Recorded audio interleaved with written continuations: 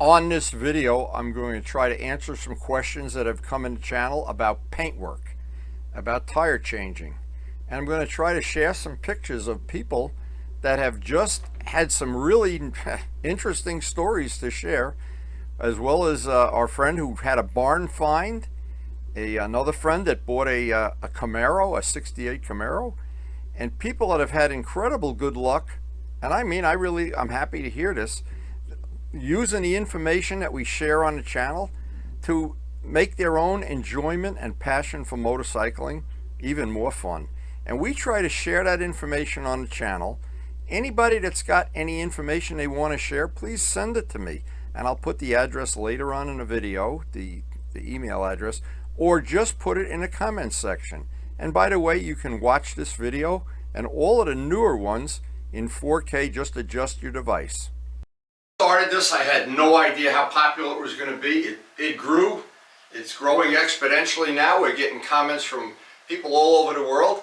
There's some good paint information on this video and some good tire changing information on this video, as well as general stories from the world of motorcycling you may enjoy. And please, if you want to be part of it, send me some pictures. I'll put the address somewhere in the video where to send them. And this is a picture Corey Vader sent in of one of the bikes in his collection. We got more of his stuff and the restoration he's doing coming up later in the video. This is a nice photo. And by the way, that's the address to correspond with me, ask questions, or send photos. Please send them as an attachment to an email. Make it easy. So the first idea that I wanted to share, and this is a really good idea. This is something that's worth its weight in gold, in fact. My good friend Scott up in Connecticut, and he has an RZ, a very beautifully restored RZ. He did the motor himself. We went riding one day. We had a great photo shoot. We had a lot of fun. We had back when Perry's was Perry's. But anyway, from the whole thing, we got to be good pen pals, so we correspond constantly. Now, what Scott did, and he's trying to repair a bad spot on the tank on the RZ, and when he told me he was doing this, I thought, maybe I already suggested he did it. But he knows. I don't know. I don't remember. You know, a lot of things I don't remember. But anyway, what he did, he took a practice part, a can or whatever, and the paint he was using, because it's not all the same brands of paint, he did a full paint job on the can. Hey, this is not going to be take a lot of time anyway. Put down the primer, put down the base, put down the clear.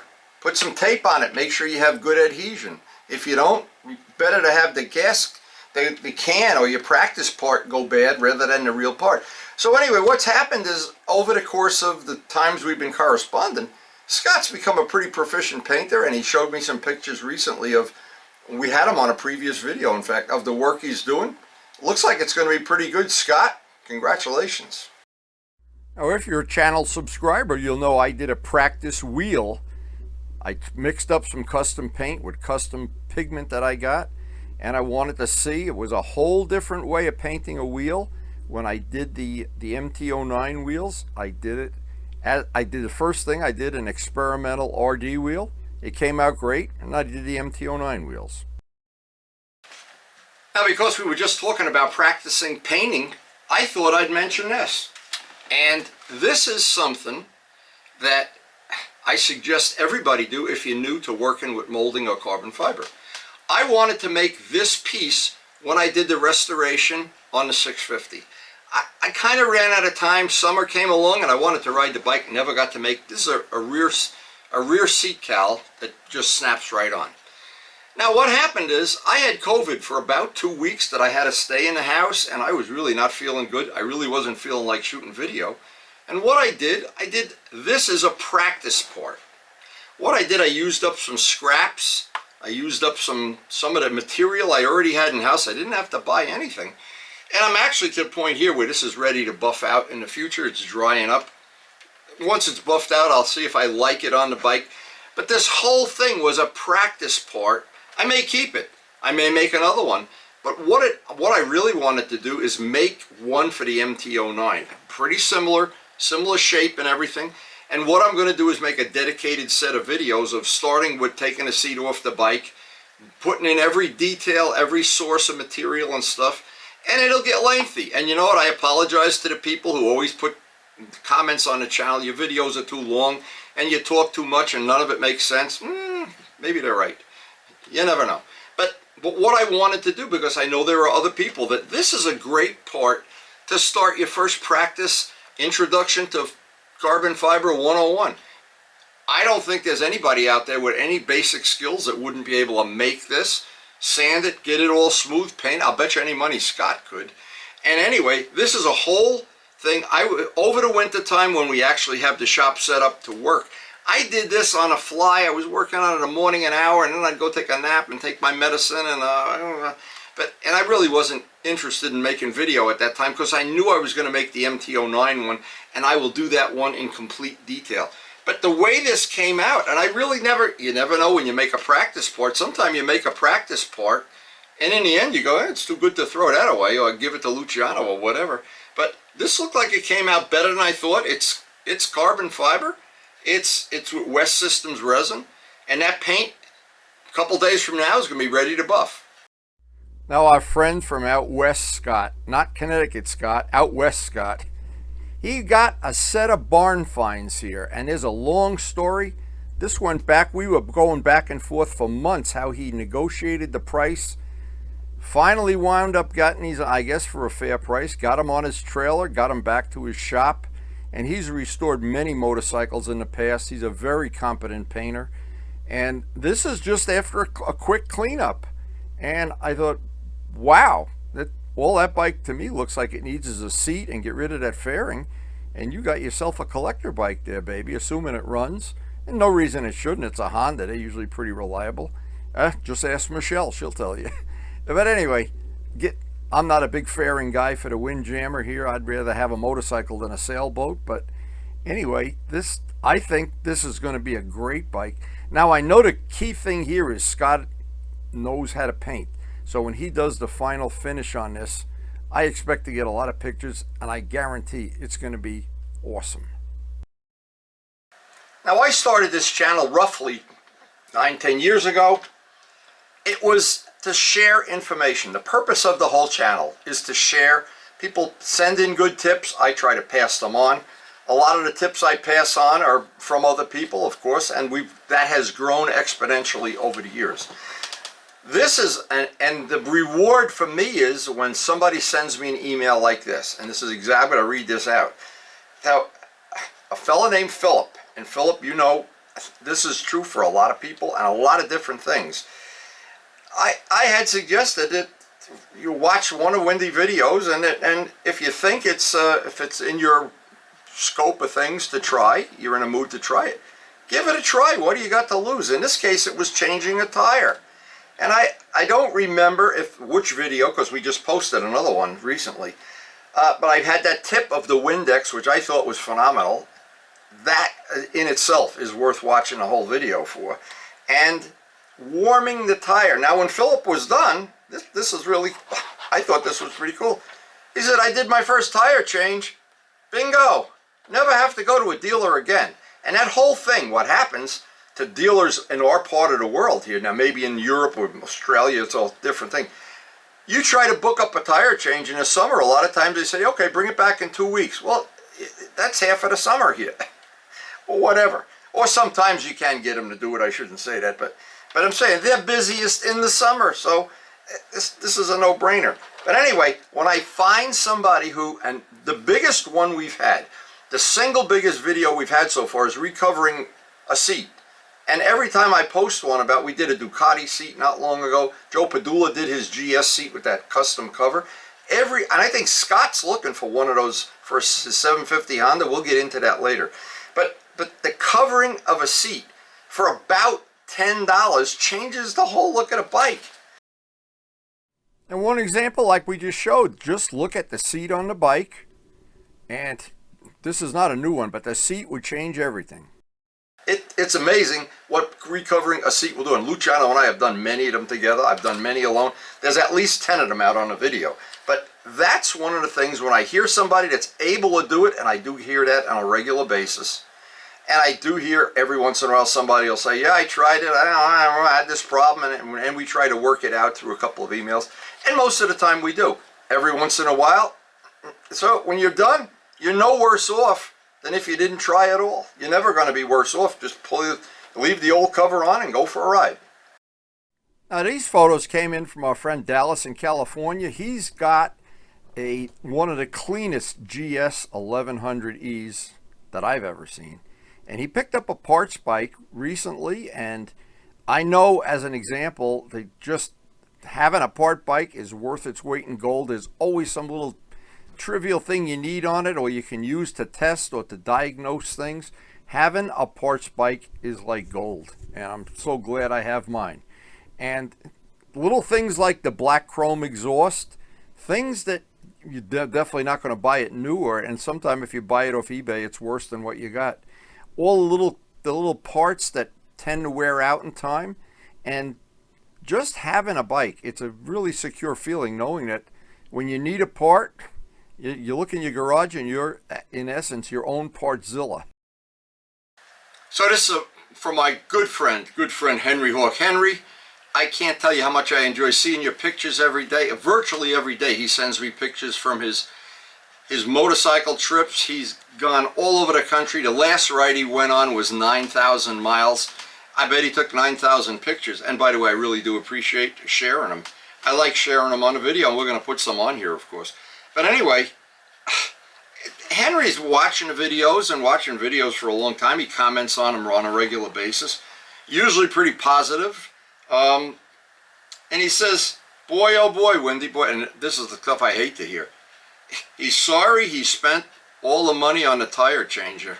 He probably spent a lot. Now, I heard from a fella named Ed that I'm going to speak about later in the video that the tire changer that he wanted to buy was about 600 bucks. And I'd rather buy another bike, to be honest. But anyway, it's all whatever you want to do. And Joe Roselli, thank you for that comment. Ride the bike you want to like and work on it when you feel like it. And if you don't, pay somebody. But anyway, he spent a lot of money on a tire changer, and it's just hard to believe that. To me, it's, of course, I've been changing tires since I was a teenage kid. I never had the money to go to dealers and have it done and have it, all the fancy stuff done. And when you don't have the money, you learn how to do it yourself, or you don't go riding. And I know people who brag about going on an all-day ride or an all-weekend ride. How about a 9,000-mile ride? This is just one picture, a couple of pictures from Henry Hawk. His Moto Guzzi, he loves Moto Guzzis. And he loves to get out on the open road with a wallet full of money for gas. Hey, congratulations, Henry. Anyway, now another nice thing about our videos, the videos, they have had some, I call it side benefits, unexpected side benefits. My good friend from modeling from many years ago, John Cafaro, and he was instrumental in the design of the Corvette. He's a very, very nice guy, a very accomplished modeler, and collects model trains, so we had a lot of stuff in common. And he actually spent some time at my house, and he was wearing his Green Bay Packers cheese head and hat the hat. That's not the story. The story is, I thought that what would be pretty cool, because I had maybe a year ago, 2 years ago, been at Bob V's house. Bob V has a Vincent. He has all these collector motorcycles, an RD, beautiful garage to die for, everything just immaculate. And he's really a cool guy. That's the bottom line. And he says, oh, let me show you my racing Corvettes. And it's on the video. Just look up Bob V if you want to see the whole collection. So I said, well, Bob V, you know, they probably, John Cafaro, would like to see his racing Corvette since he's a Corvette designer. So I sent him the link to the video. Well, it turns out John was at a lot of these races that Bob was racing at. And somehow they've set up some kind of a little email thing going on. Maybe exchange some pictures, I don't know. But that's a cool thing when you can connect with people that have similar interests in that from many, many years ago. And it's free. That's the bottom line. Now, in that vein, and I also, Michelle I know has gotten a 68, I don't want to get around, 68 Camaro with the big block engine. And I have not seen it in person yet. She won some car shows. and she sent me some pictures to pass on. And she said in an email that it's her dream car that she's always wanted. You know, I can really relate to that, because for me it's dream motorcycles that I always wanted. And the problem is right now I have most of them. Not all, most of them. But anyway, Michelle, congratulations with the car. We'll put the pictures up there. Everybody can see it's a beautifully restored 68, and that is a very highly desirable collector Camaro. It is truly a wonderful thing when you can get cars, motorcycles, or an airplane, anything that you really lust over for a good part of your life. And when you finally get it, you're still young enough to enjoy it. Michelle, of course, is. And I'm sure she's going to have many, many years of tooling around in the Camaro, enjoying hearing that big block grumble along. And it looks like that car is beautifully, beautifully restored. I can't wait to see it in real life. And she's offered to take me for a ride, and maybe we'll even get a video from the seat at full throttle. And this is the kind of thing that I think, again, the channel serves a good purpose. Now, I had heard from a gentleman named Ed. He has a BMW. He lives locally. He wanted to learn how to change some tires, and he asked me, could he come over on a day that I'm changing tires and just hang out and watch how I do it.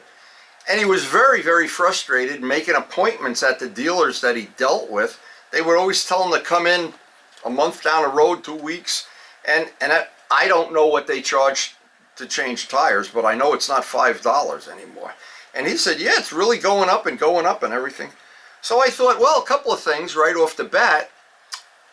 It's a BMW, so I know you need an adapter for the back wheel to balance it, so that wasn't going to work out. I don't have the balancer.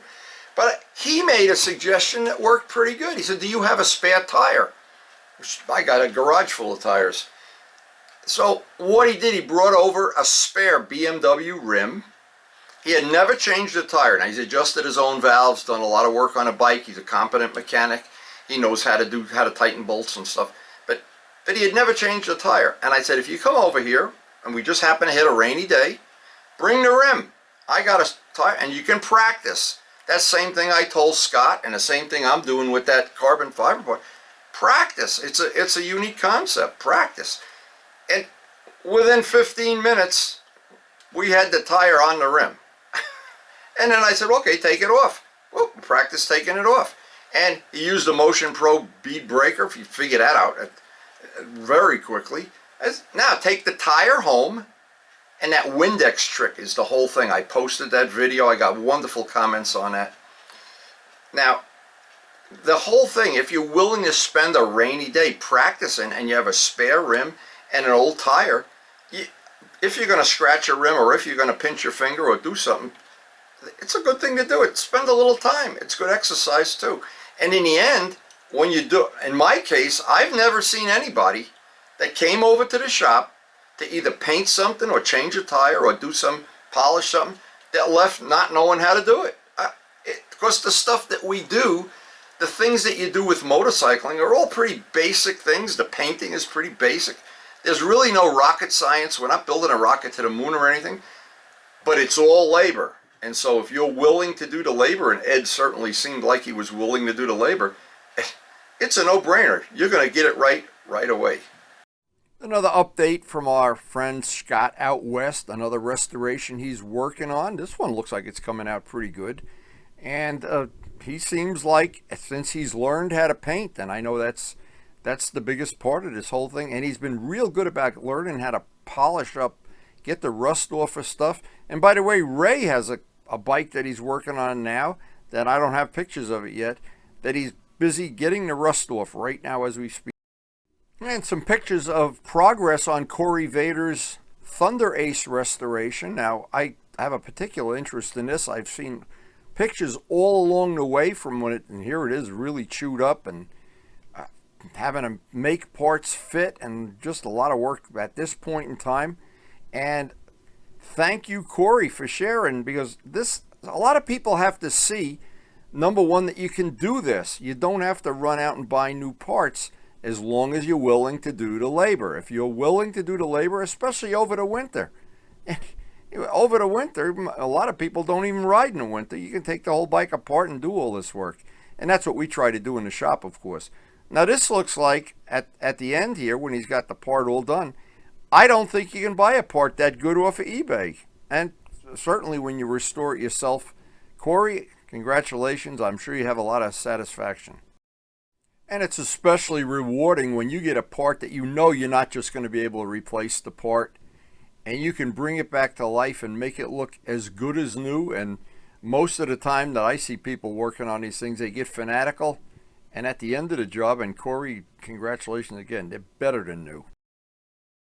Now, our good friend Stephen Walker, who's in Australia, in Brisbane, he bought a tracer. He had an R1, a track bike. He did some paint work on it. I don't remember exactly what, but he got the tracer. But he wasn't happy with the paint work. He wanted to upgrade it.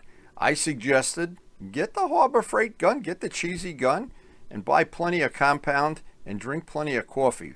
Right there is the magic part of it. Don't be afraid to do a lot of labor. Now, to his credit, now look at the difference. Now, the bags are painted. The area around the fairing that was flat black is blue now. And I suggested even more, paint the fender blue. The more blue you put on this bike, the better it's going to be. And that's the logic I used on my MT-09. And here's some of the pictures I shared with Stephen to give him some inspiration. Get rid of the flat black as much as possible. Get as much blue on the motorcycle. And anything that is black, if you still like it black, make it shiny black, like I left around the headlights, shiny black. I don't like flat paint. I don't like flat black. All that gray that came with the bike, it took me 2 years of doing my little magic, and I'm going to make that tail section piece over the winter and painting the wheels silver. There's no end to what you can do if you're just willing to pay the price in terms of labor. So as I close out the video, thank you one and all to all the people that contributed and shared information over the years, made my involvement and passion for motorcycling a lot more enjoyable. Thank you one and all. I really do enjoy editing and making the videos and sharing the information. But remember, a lot of it doesn't come from me. It comes from other people. And the sharing of it, I'm just a conduit to do it. And this channel, to me, is an enjoyable way of doing it. Now, I just can't ever end a video without thinking to myself how important it is, if you're going to have a passion for motorcycling, that you don't narrow it down and paint yourself into a corner where you only like a certain brand or a certain type or you just like dirt bikes, or you just like touring bikes or Moto Guzzies or whatever. If you look around, all of the bikes that I've ever ridden, they're all in their own way fun to ride. I have a passion for all of them, even some of the dirt bikes that I sold years ago. And I look back and God, I wish I didn't sell some of them. It's just uncanny how that happens. And every time I get to ride one of Luciano's unusual bikes or the bikes in his collection, I think, wow, there's a big world of motorcycling enjoyment out there. Or Michelle, she loves to do wheelies. Now she's got a Camaro. There's her Honda. Or in the most extreme cases, black and gray Honda. No matter what part of motorcycling you enjoy, Joe Roselli, again, I thank you every day I think about it. Ride the bike that you enjoy the most. Work on it when you feel like it. Share some pictures if you're so inclined. And if you're Dallas out there in California, enjoy that California sunshine. And we have had a wonderful summer. I hope you've enjoyed sharing some of the rides with us. And of course, guys, one and all, thank you so much for watching.